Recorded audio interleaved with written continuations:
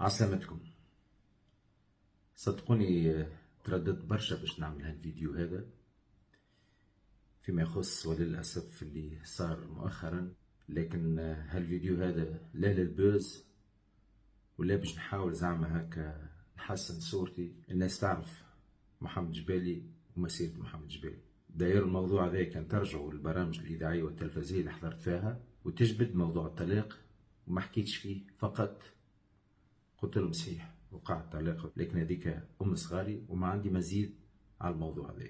هذه امور تخصني انا وطليقتي، لكن حبيت نعمل هالفيديو هذا زوز نقاط مهمة برشا، لانه برشا ناس يا اما توصل لهم معلومه غلطه والا يصدقوا في ساعه والا هم يحبوا يزيدوا فوحوا وكوتوا الحكايه اخرى. وانا في الفيديو هذا فقط احتراما للناس اللي تحب محمد جبالي، والله والله والله ورحمة أمي وبابا وراس صغاري موضوع التعنيف ولا صار ولا مرة في حياتي عنفت طليقتي.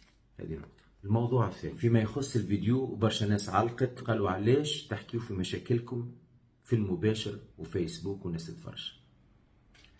والله العظيم وقت اللي قاعد يتبث الفيديو على المباشر ما كنتش نعرف.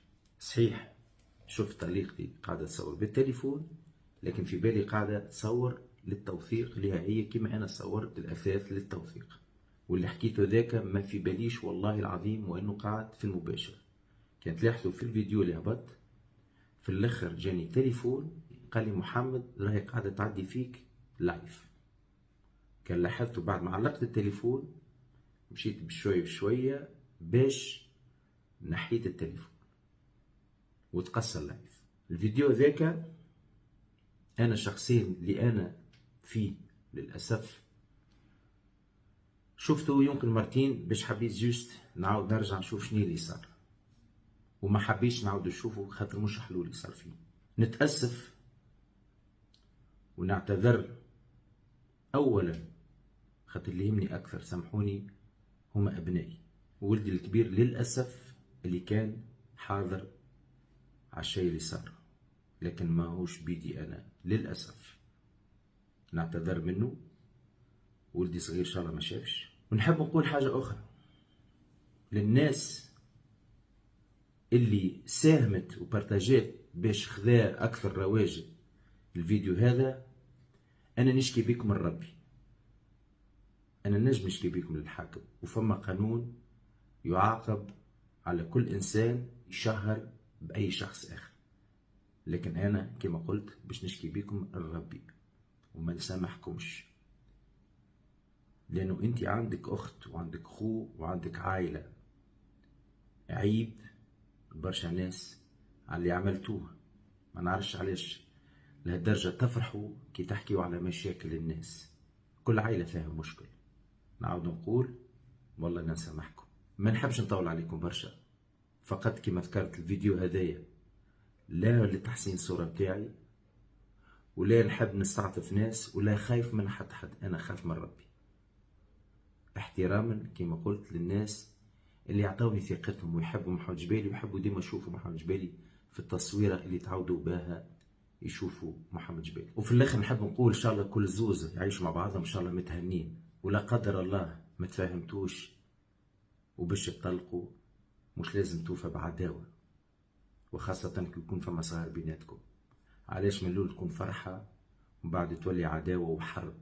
ما فماش علاش. ما تفاهمناش نقعدوا حبايبات بسلامة تلقى الخير. علاش حرب وعلاش عداوة ولوش كيفاش ننقم منك وكيفاش نشوه لك صورتك وصمتك؟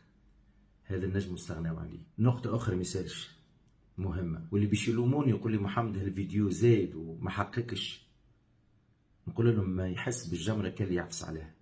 ما نحبش يدخل شك فيا، وخاصة كي تكون حاجة ماهيش صحيحة. عملت ما عملتش ما عملتش. ما نحبش زاد ندخل في جزئيات بيني وبين طليقتي، هذه بيني وبينها. وفي القضاء، على ذكر القضاء، اليوم أصعب نهار تعدى في حياتي. اليوم أنا في المحكمة نبحث متهم وإني عنفت طليقتي. ما نحكي لكمش عن النهار اللي تعدى اليوم. الله لا يوريه الحبايب. ولا مرة في حياتي كنت نتوقع ونتخيل انه باش نوصل ناقف في المحكمة. وقفت ابتلاء، ما نعرفش، امتحان من عند ربي، لكن اللي حسيته يعلم به كان ربي. مش مشكل، ان شاء الله بركة تتفض المشكلة هذه، وان شاء الله كل واحد ياخذ حقه. وبالله بالله بالله خذوا بخاطري انا، حتى مش بخاطري انا، احتراما لاولادي ولمشاعرهم. ما عملتش الفيديو هذا باش نتشمت والا باش تشتموا ويخرج منكم كلام مش حلو في اولادي. نرجع نقول احتراما لمشاعر ولادي، هي بينها وبين مولاها، وربي ان شاء الله ينور الحق، وربي يهدينا على بعض.